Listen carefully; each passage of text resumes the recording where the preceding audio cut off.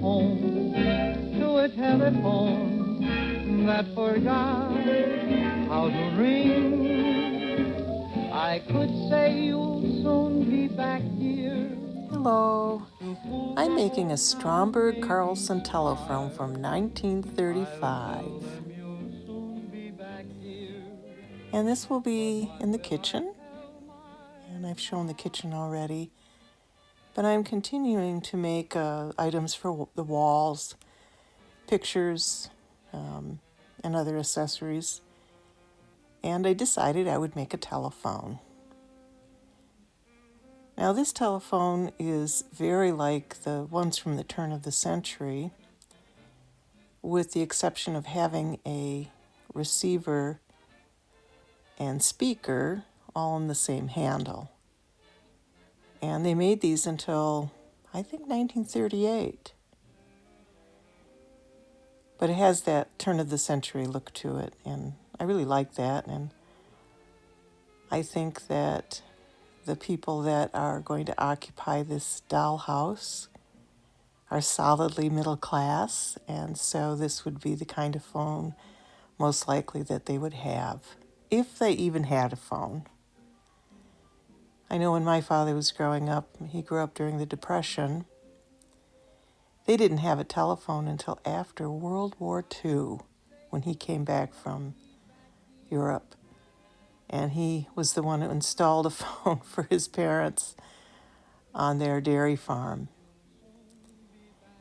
And they didn't have a lot of the modern conveniences that people have today, even up through the 1950s. After that, things did change. Well, what I'm doing now is gluing this little thing that I cut out together, the box. And I'm, of course, using balsa wood and sanding it and using wood glue to put it together. And this isn't exactly like the picture. I like to make things my own, but it's very close.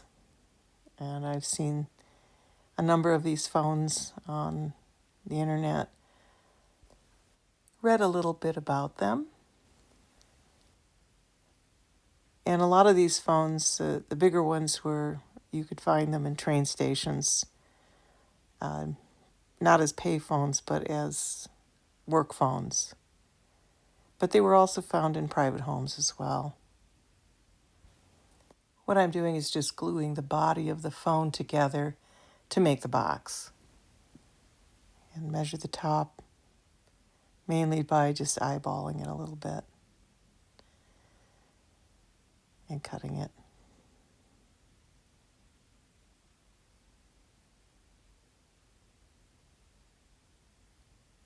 Just doing a little bit of measuring just to make sure that it's even all the way across.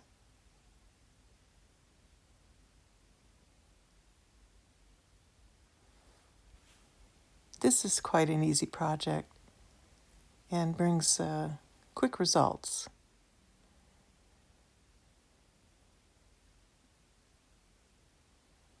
And I'm just using the same wood glue that I always use, which is DAP. By DAP, that is. And I'm just putting the front of the phone on right now. And then I'll have to cut another piece for the top. And the bottom I'll leave open.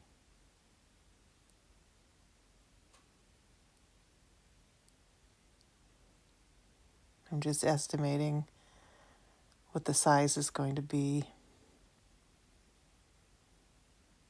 And then I'll trim it from there.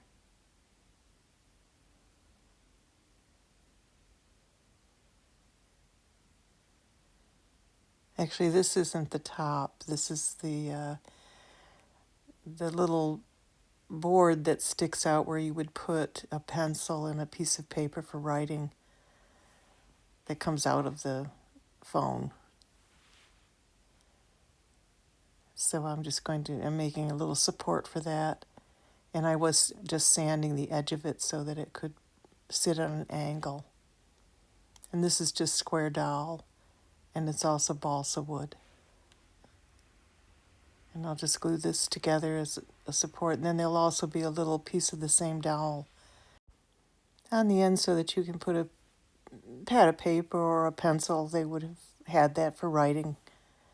And that's what I'm just sticking that one little piece there on the end. And then I'll put it together, and it'll have a little support under it. I have to put the top on, but you see I'll just glue it on, and I'm just cutting the top to close it up.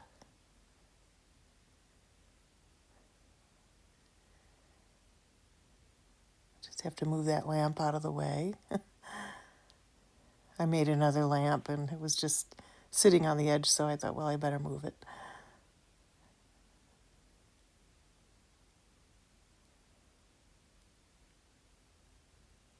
I'm just going to put some glue around the edge and then close that up.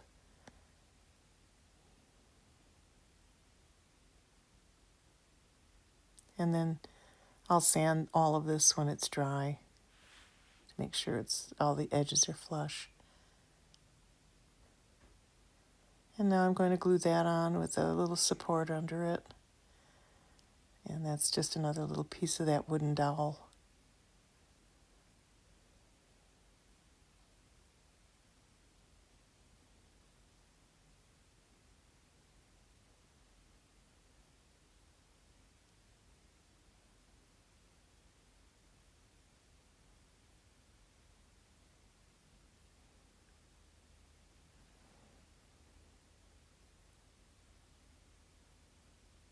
Just a spot of glue. And then I'll glue the other piece over the top of it. And that should stay put. I may need to put a pin or two in there just to hold it.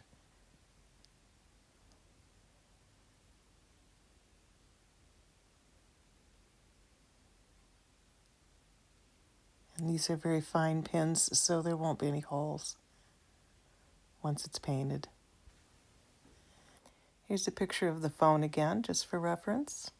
Now these are just two little glass half circles, and I'm just putting this chrome marker over the top of the glass. And these are just the right size for the bells at the top of the phone. And then I'll be putting other details on it to make it look more realistic. These bells that would be on the top. So I just put some museum wax down, and I'm just going to put this marker on them, let them dry, and I'll probably put 2 coats on. And then I'll put something that looks like a rivet on the top of the bell circle, and that should be exactly what it needs.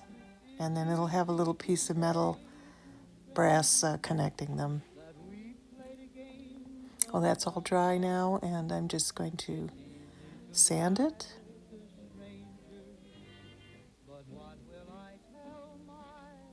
And I'm using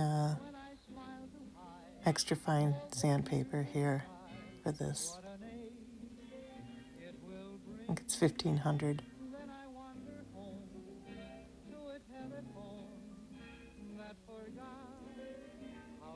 And I'm going to put a layer of apple barrel paint, this is burnt umber.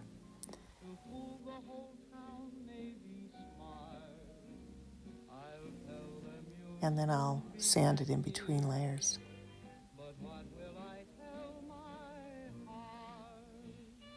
Just going to put some pins in the bottom so that I can hold it.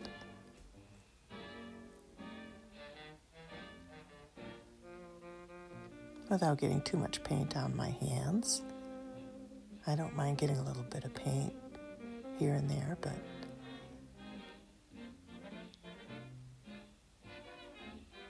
so I'll just give it a good coat.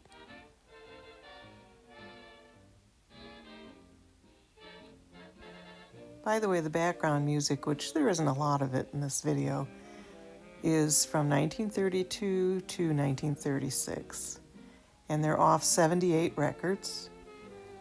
And these were popular artists during the time, just to give you an idea what people were listening to on the radio. or what they were buying as records.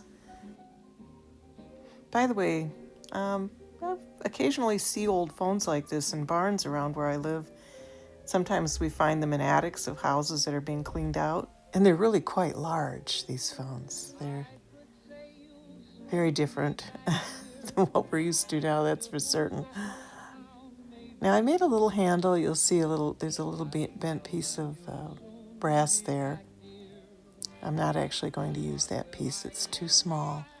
But there's a hand crank that goes on the right side, and then there's a receiver lever that will be on the left side. And I'll have to make those. And this is just a little bit of different colored paint. This is burnt sienna, same apple barrel, and I'm mixing it with the golden acrylic leveler. So it's not really going to change the color much, but it's just going to add a little bit of wood grain to the look of it. So that's what I'm trying to do anyway. And then I'll sand in between the layers after these dry. After this coat dries, rather.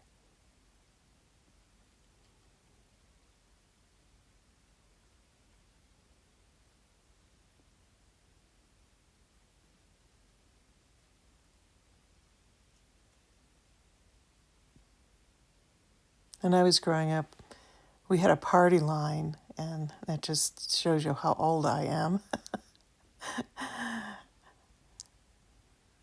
Young people today don't know what that means, probably, but we didn't have private phones. You could get a private line, but it was quite expensive. And so most people had party lines, and of course, if the neighbor was very talkative, you couldn't use the phone. But you could listen in on their conversations if you were rude. But we weren't allowed to do that, so.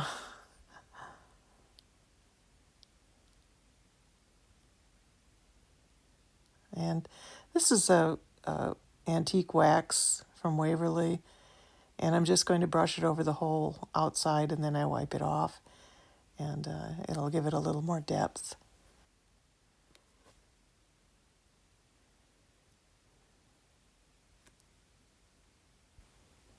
I hope it will anyway.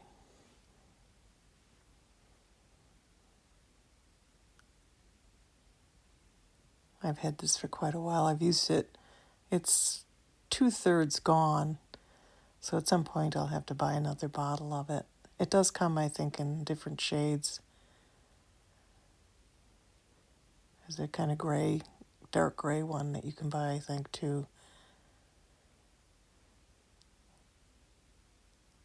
I'm just rubbing that in the inside. Well, it's close to being finished as far as the body of it. Now I'm going to clean off the museum wax, and then I'll glue these bells on and put the details on them. I did make that lever. You see that Y-shaped thing to the left on that piece of wood down at the bottom? It kind of looks like a wishbone. That's just two pieces of brass wire, and the one stem that's coming out, I just glued it with a metal glue that I had. And I'm just using super glue to glue these little pieces of glass onto the wood that I've painted with that chrome marker. And there's the bells. And the next thing I'm going to do is put the rivets in the tops, and then I'll have to cut this little tiny piece of brass wire. I don't even know if you can see it. And I will stick that right between the bells because they would be connected. And it's just right. So now I'm going to put on a little dot of glue on each of the bells. I have this nail art jewelry, and I have two really tiny beads here. And I'll just put one little bead in the middle of each of those bells.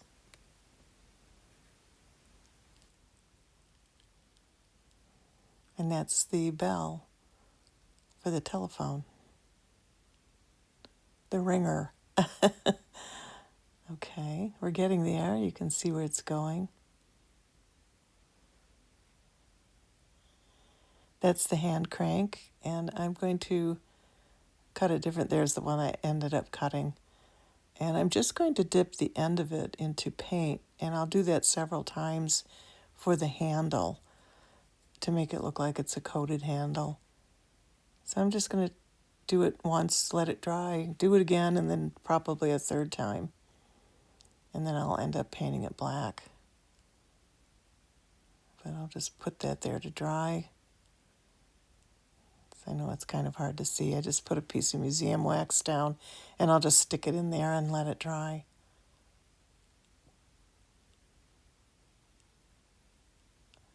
Now, the front has a plate on it, and I just took a piece of clear plastic, and I'm going to do the same thing to that clear plastic that I did to the bells, and with the same marker. I'll just touch those up. And put the plate on the front. Now, I think what they did is they made these boxes, and they probably had lots of them. And the speaker part of the phone used to come out of the front. And I think that instead of getting rid of the boxes, they just would put one of these, a patch above it, and then the receiver would be on the other side in one piece. You still had to crank these phones. So there's the crank, and you would give that several cranks, and that would connect you to the operator, and there's the receiver, the what do you call it? The thing that hangs the phone up. And then the phone will be connected to that. Now, I'm going to put a little bit of a detail on this as if it is, it has a raised panel without putting a raised panel on it. I'm just going to mark it in and then color it so it looks like it has a little relief to it.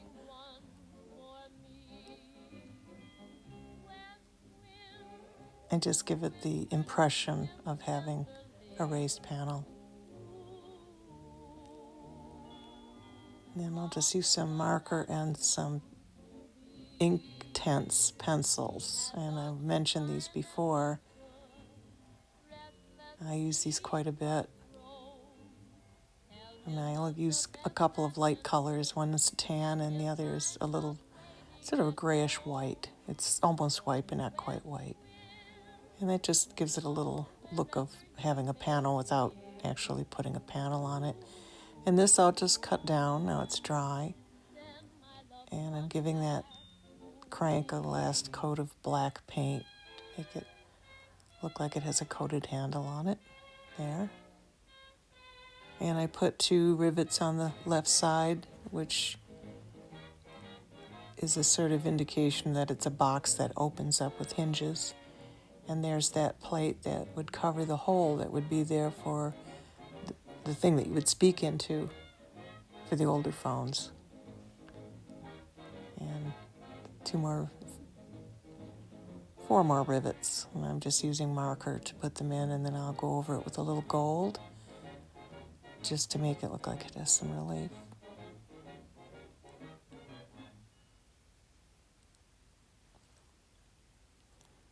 Fix up the side rivets and touch it up a little. There. Now I need to put the receiver on with the cord and do a little touch up too. I think like I got smeared some of that marker on the side, but I'll get that off later.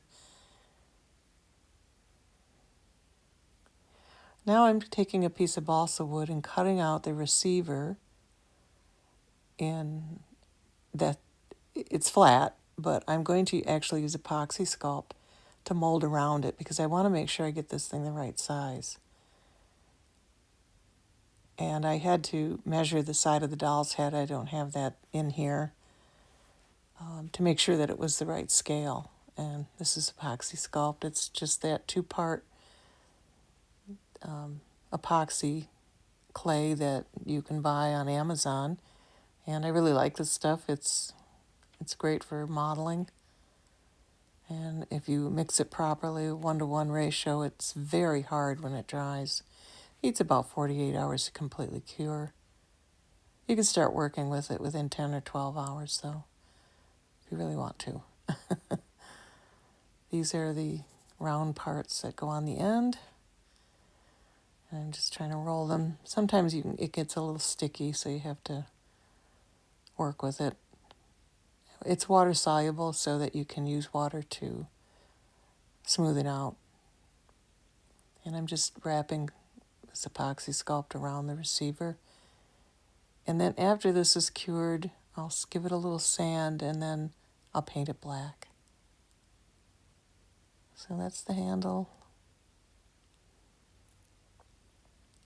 I'll just wrap it around and just keep layering it until it's thick enough so that it looks like the receiver ought to look.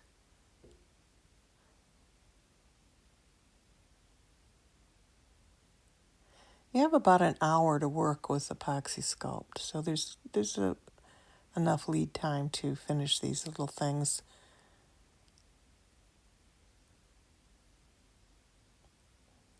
And mold stuff.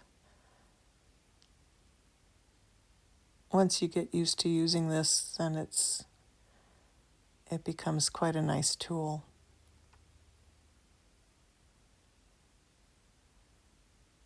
And of course, you could make this out of Sculpey or one of those polymer clays too.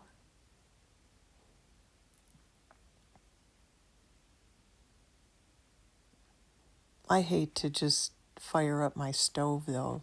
I have a small oven in my studio just for some little piece like this though. So I'll tend to use the epoxy sculpt instead.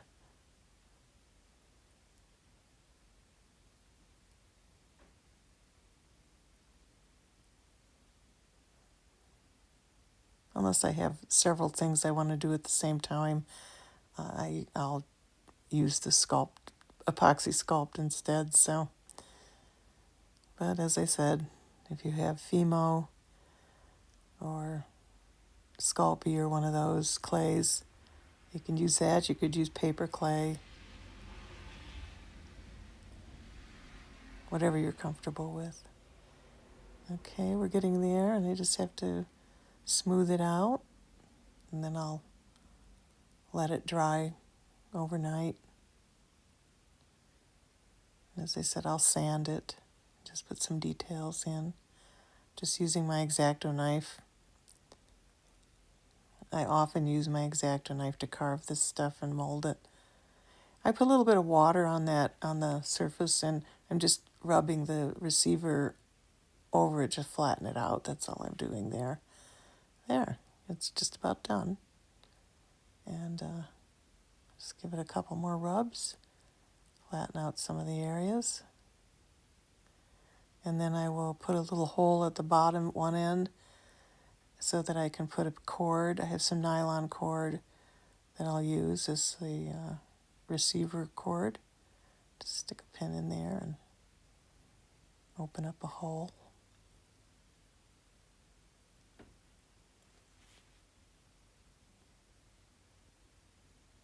Okay, now it's dry. Just going to sand it, fits. And then I'll paint it and glue the cord on. And my early 1930s phone will be finished.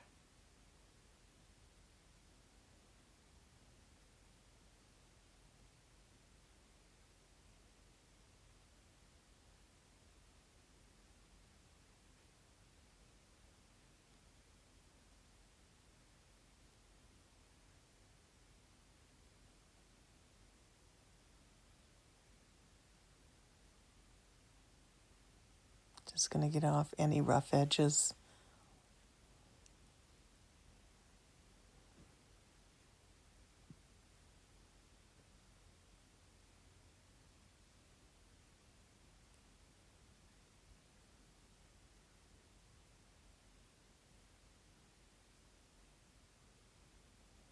And just define that hole a little better.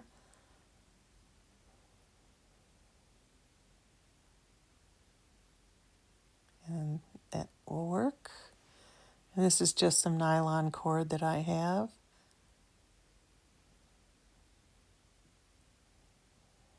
And I'll just give this a nice coating of paint, black paint. It's just acrylic paint.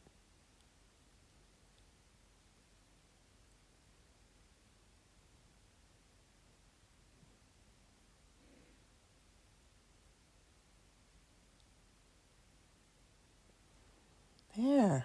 Okay. And now it's glued, the wire is glued onto the body of the phone. And I'm just going to put a little spot of glue on the ending, stick that cord in, and it's done. And there it is.